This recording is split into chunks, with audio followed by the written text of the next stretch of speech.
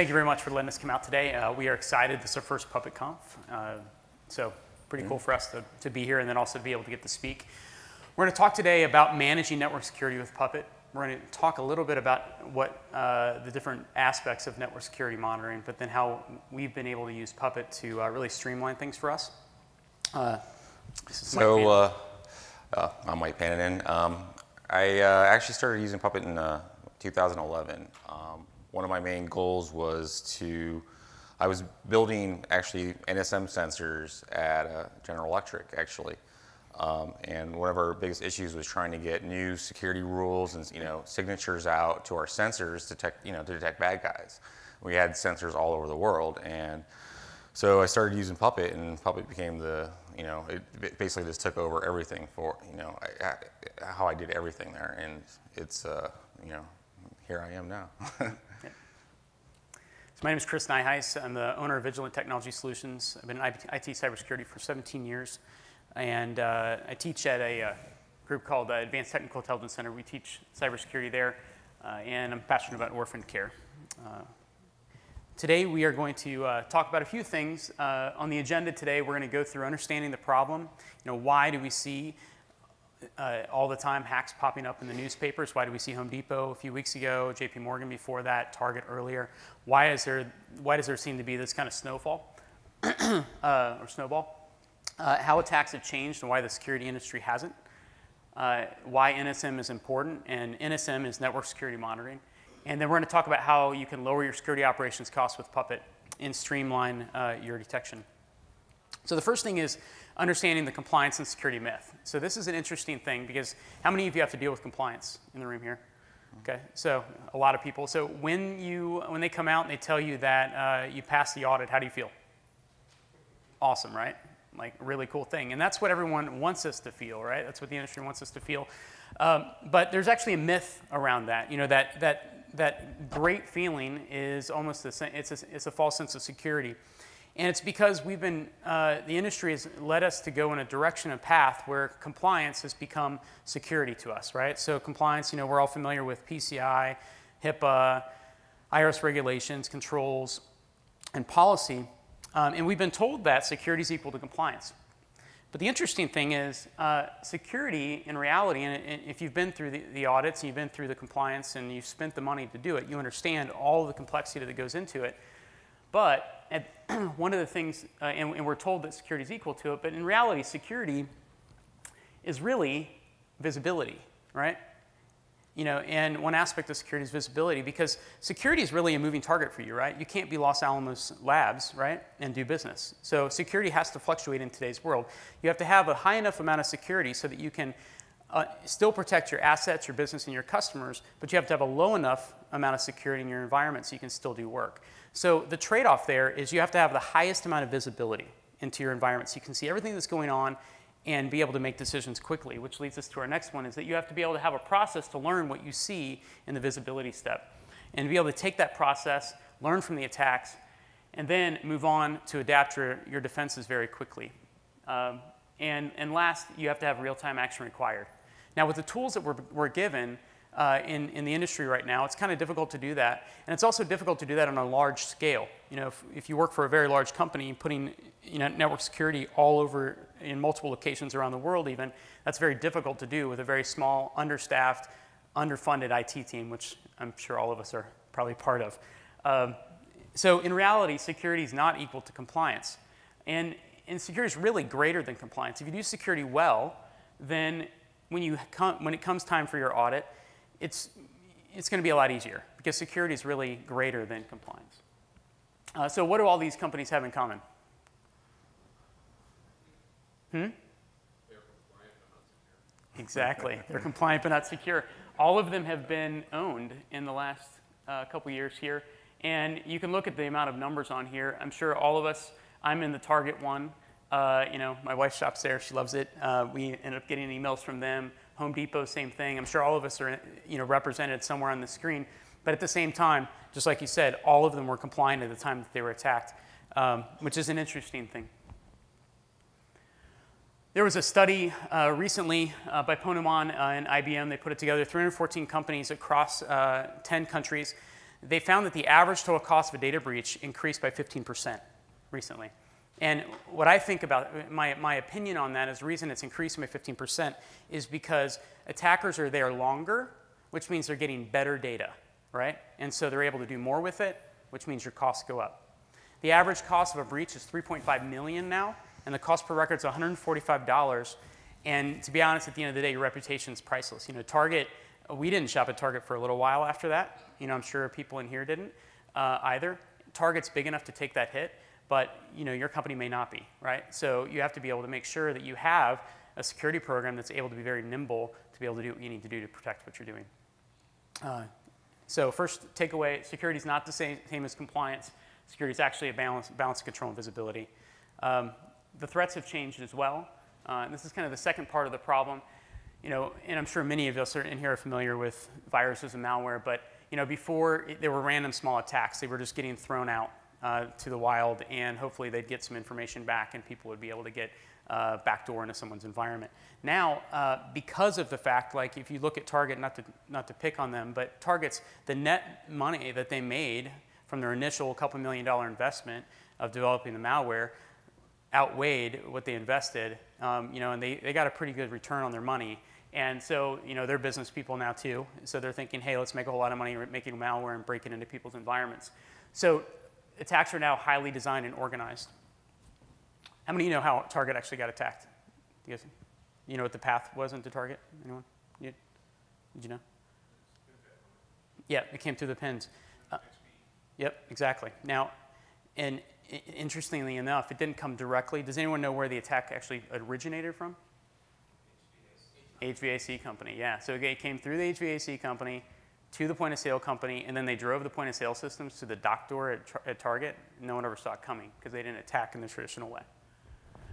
Attackers are more randomly skilled.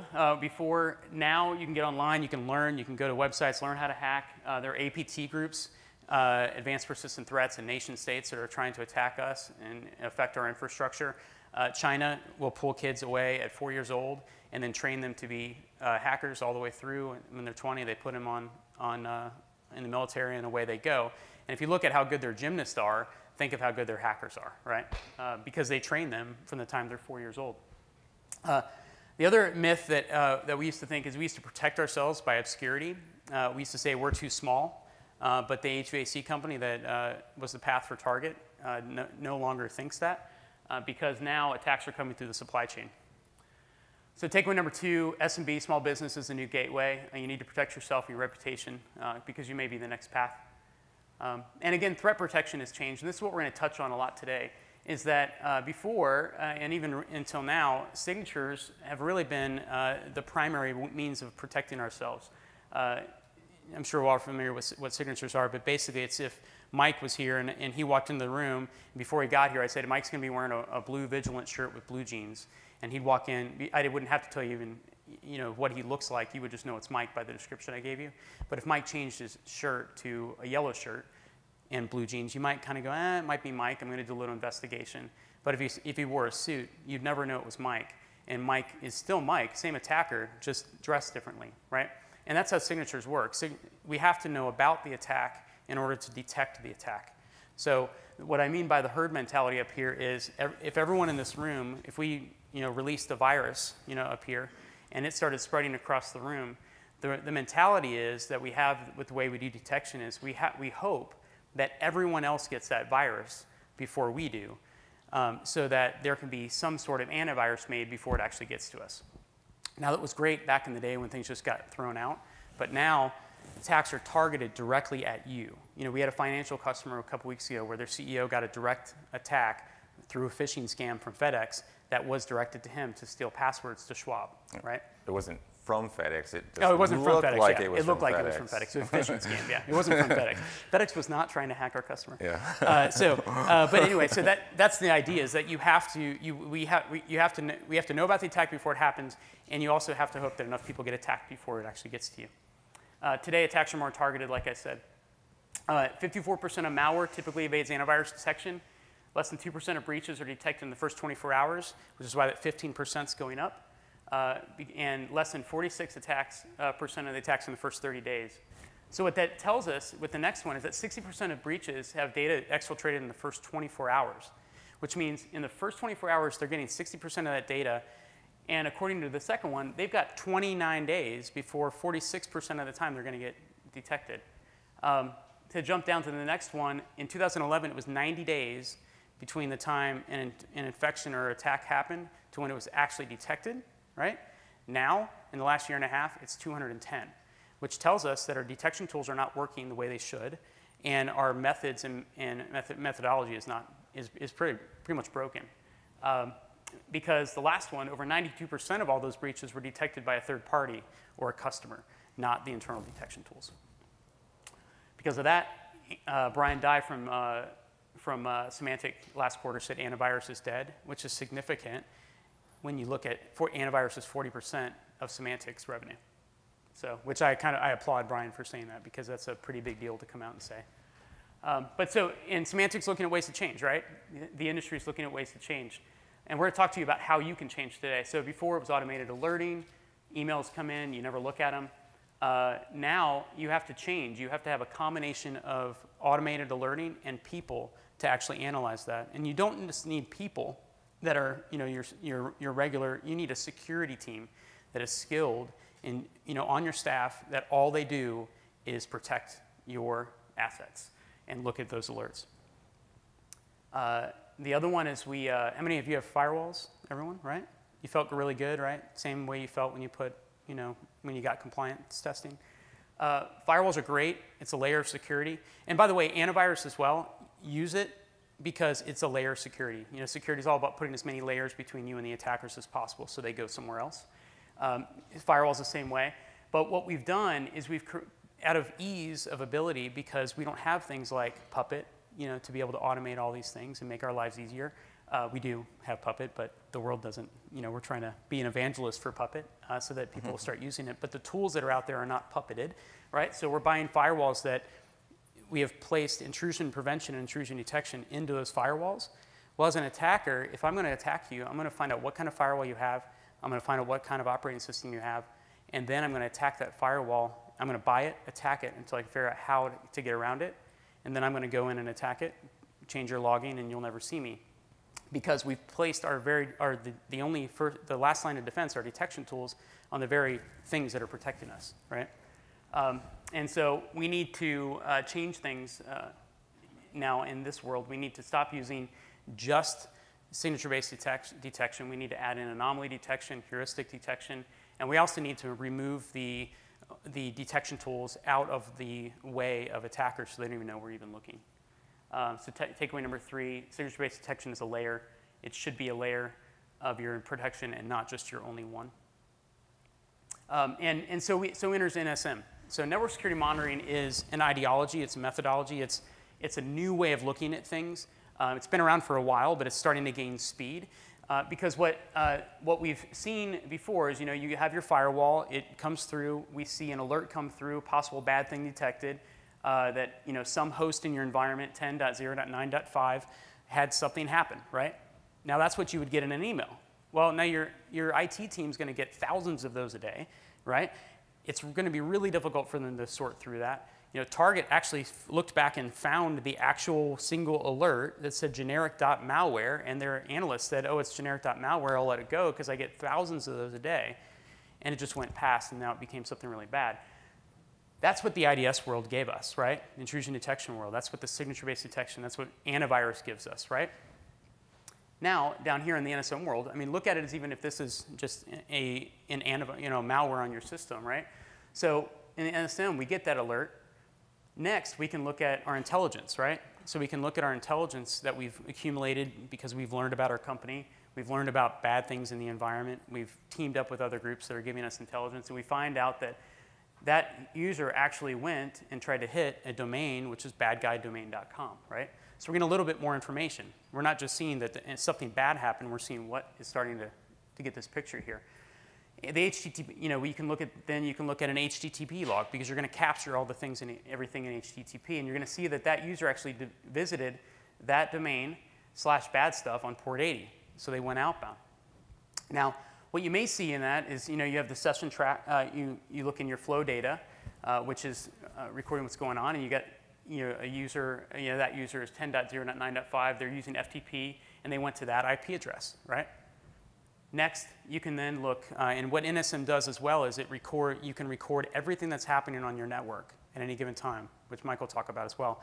But you can go back through and replay everything that happened, because now we have a domain they went to, an IP address they went to, and an originating IP. So now we can go back, and in the flow data you're going to see source IP, destination IP, and what port they went on. But you can go back and search those things in all of your packet captures and not only see what just happened, but you can go back in time and see, this may have been where the attacker first popped their head up, but they may have been working your network for quite some time. They may have gone to other areas of your network that you didn't know about. But because this little thing popped up, this anomaly, you are able to go back through the environment and really see what's going on and get more information. In a breach, that's extremely important, because you don't want to just say, hey, someone attacked us on this date, and they stopped on this date, and we have 15 million users that could have been affected. You can narrow that down to 100, right, or whatever. And we have a customer that we did some work with last December. We found a 0-day attack on December 6th. Within a couple days, we'd done incident response. We found out that it was originally installed 10 months prior. That incident cost them $15 million, and 158,000 people had their credit card stolen. If they were doing network security monitoring, because with network security monitoring, you can look for actual credit card information passing your network. In this instance, Cold Fusion was on the outside, IIS on the inside, and they were passing traffic, and they put a shim in the middle, so all that unencrypted data they captured and sent out. They could have seen that pass within 5 minutes, or even almost immediately in that network, and the $15 million problem would have gone away, right? Would have never been an issue. But because they didn't have a solution like that, then it wasn't there. So you can analyze bad guy files, you can create, and then, like I said before, you can adapt. You can create signatures, you can create new intelligence, so the next time that threat actor comes and attacks you, it goes away. You're able to detect it faster. So NSM is, and all in this, you're detecting all of this traffic, you're collecting it all, and then you have to have, that's where that security team comes in. You really have to have people on your staff that are really able and adept to be focused.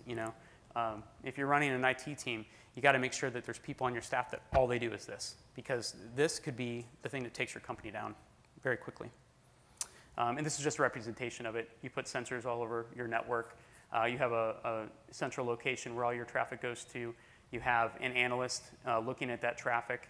It's very important to have what's called a malware sandbox too. And there's, you can use Cuckoo, Mongo, and build that out. But you can drop malware into the sandbox. It'll simulate on systems what it does. Within 41 seconds, gives you information about the malware, and you can send it right back out to your sensors. But all of that is a very complex thing to do without Puppet, extremely. And it's almost to the point where it's slow enough that bad guys are going to get around you if you don't do something about the speed and complexity. So NSM gives you a full picture. Is your takeaway number 4. And enter Mike. So I'm pretty much going to explain a little bit on how to actually make something.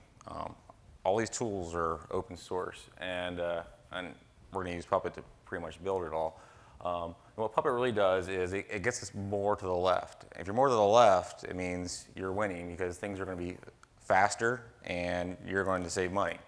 And the reason what Puppet can do, it can deliver your intelligence, your signatures, all that stuff for you.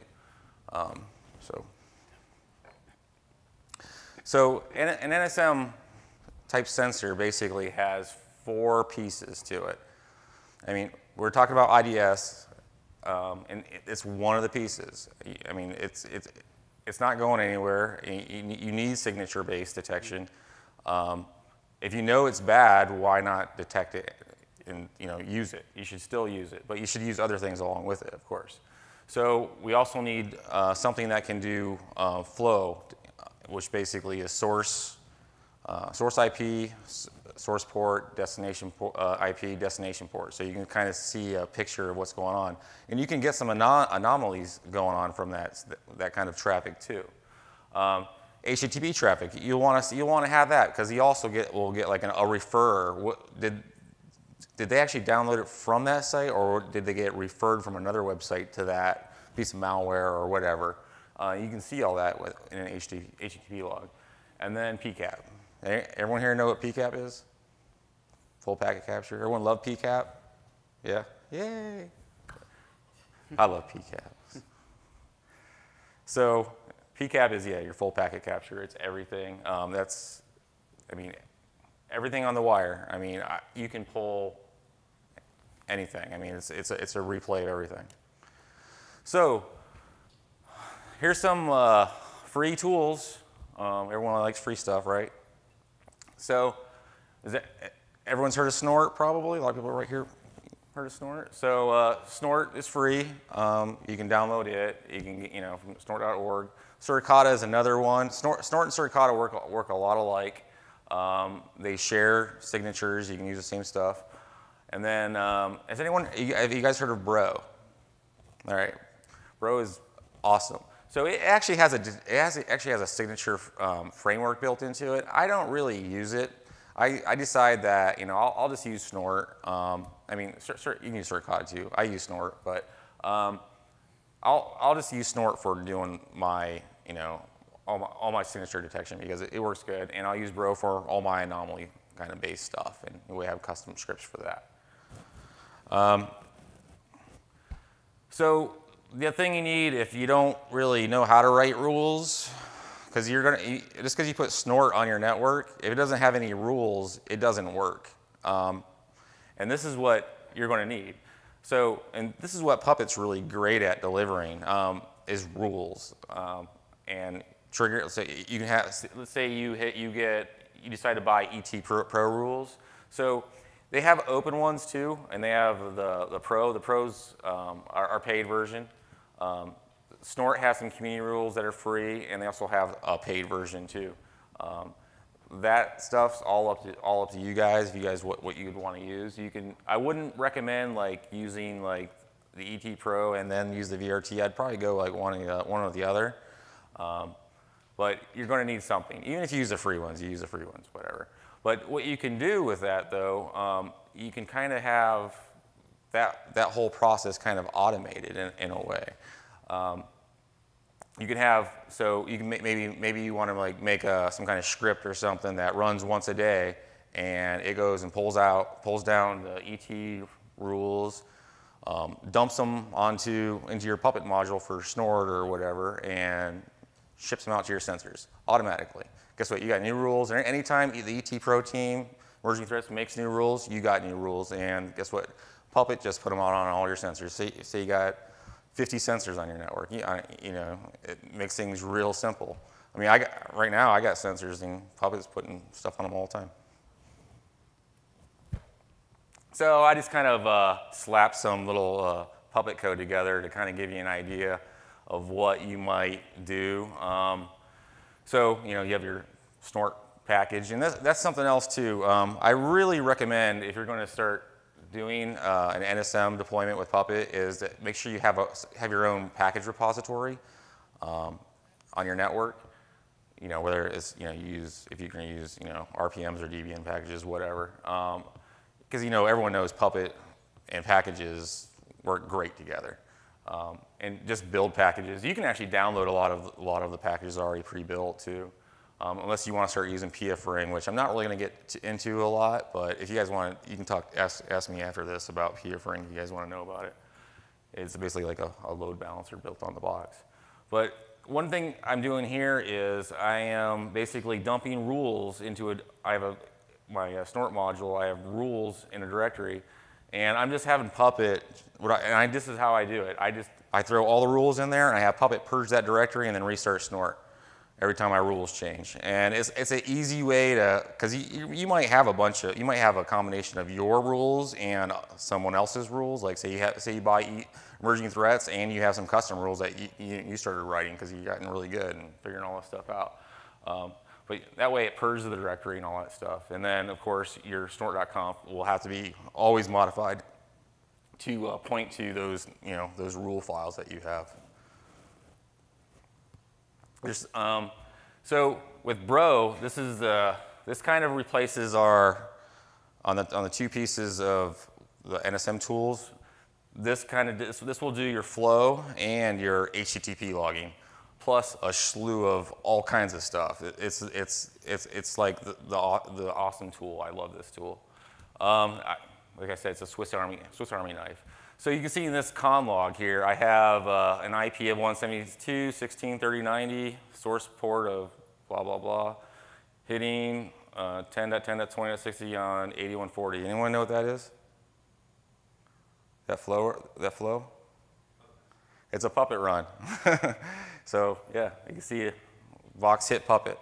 Because what else uses 8140? You know, and it's SSL too. See, TCP SSL.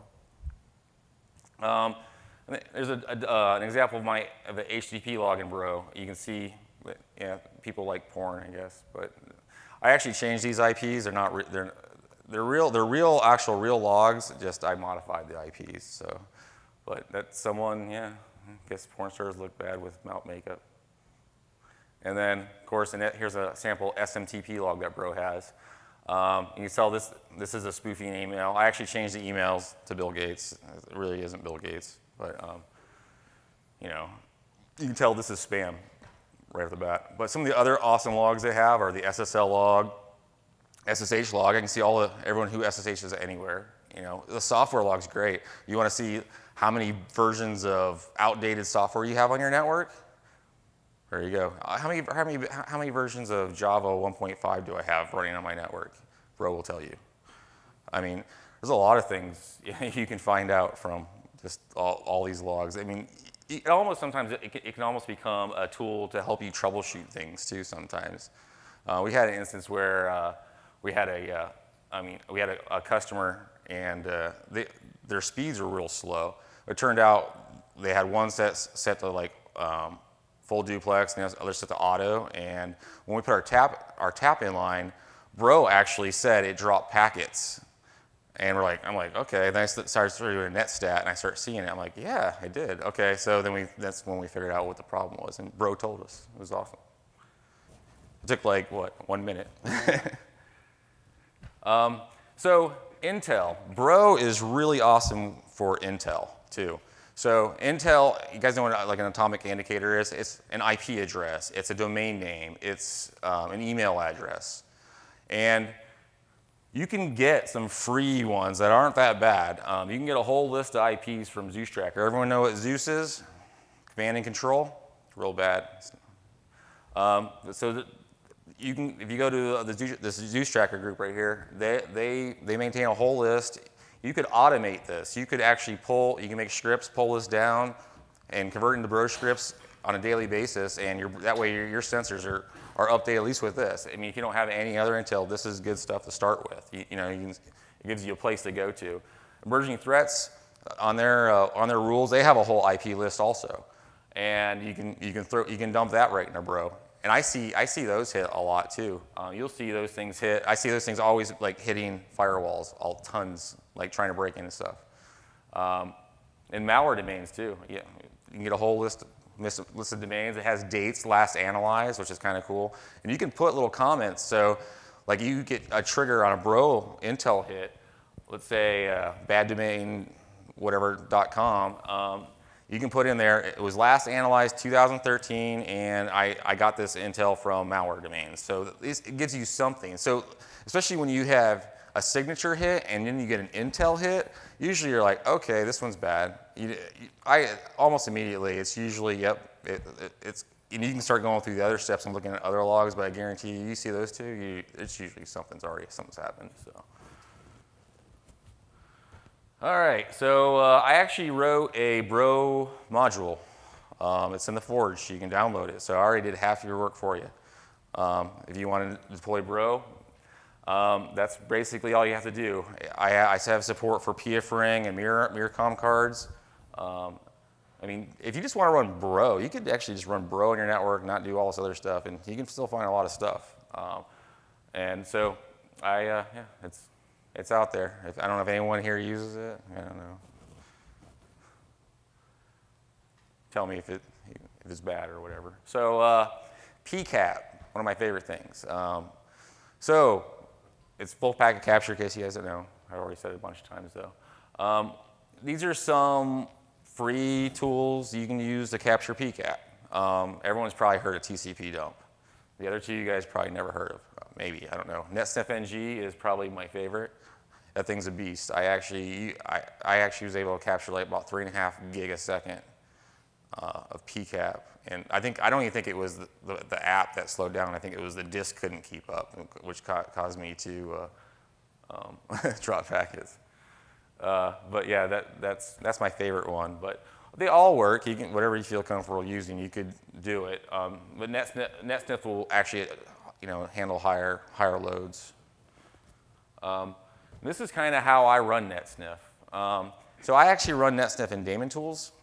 I didn't really put any Puppet code up there for you, but Puppet has a Daemon Tools provider, and I run NetSniff out of Daemon Tools. And in my little exec script that runs through Daemon Tools, I kind of run it like this. And what this kind of means is I write it to address. So my NSM disk is my big disk. So on only these NSM sensors, you're going to want a lot of disk because you're going to hold a lot of PCAP. But guess what? Disk is cheap. Who cares? Put 16 terabyte in it. So what this one here does, it writes a new log every 500 meg and tosses it into an NSM PCAP date directory. And it'll be like, what do you call it?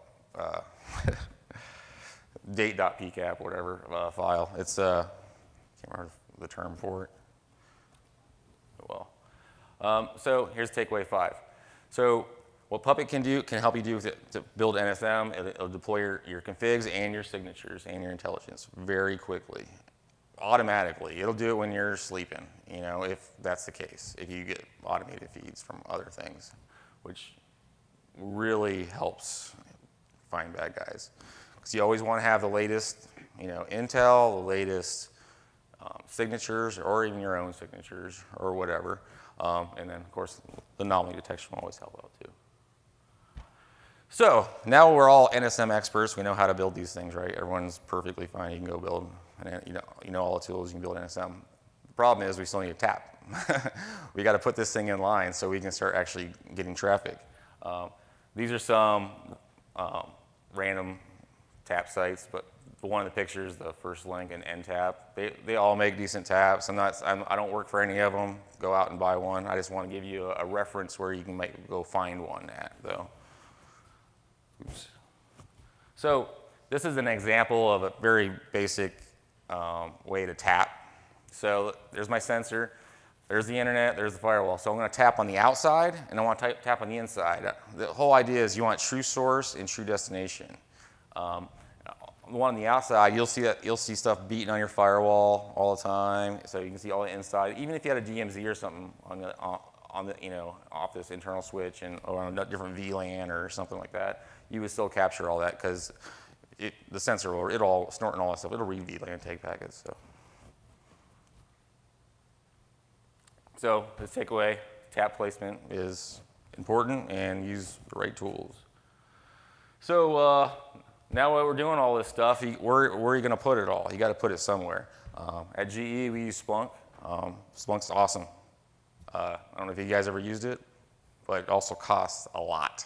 So we use Elasticsearch at Vigilant. Works great. I have no problems with that, and it's free. So just guys, let you guys know. Elsa's another free one. It works pretty well too. So it just gives you an option of what you're going to do. So. And all 3 can be puppeted. Yeah, you can build all 3 with Puppet, which is even better. So everyone puppets things like this, right? This is how I do it. So when I was at GE, I had no choice. I actually puppeted nodes on the other side of the world. Anyone here puppet a node on the other side of the world? Works, doesn't it? It actually does. I really didn't have any issues doing it. The only issues I had were slow times on maybe like a Yum update or something like that, because my Yum repo was in Cincinnati, Ohio, sitting next to my Puppet server, and I was, updating a box in Beijing, China, So I think if I went to do it differently, I would probably have more Yum repos, in some of these other countries. But I was fine with the centralized Puppet server. I had no problems doing all that. So it's kind of the whole take of what we just did. So this is everything. You guys have any questions?